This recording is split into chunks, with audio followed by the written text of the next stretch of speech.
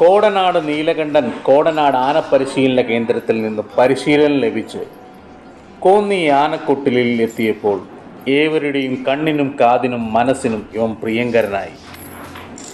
ഇവൻ്റെ ചെവിയടി ശബ്ദം ഒരു മൃദംഗ താളത്തിന് സമമാണ്.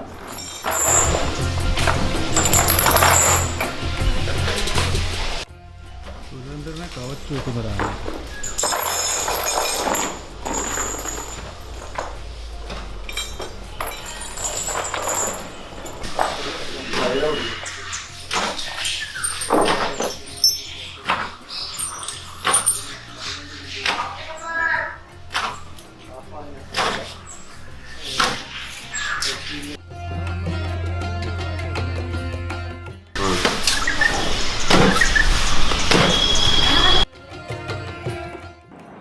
മതപ്പാടിൽ കൊമ്പുകൾക്കുണ്ടായ അപാകത വരും കാലങ്ങളിൽ ശരിയാകും.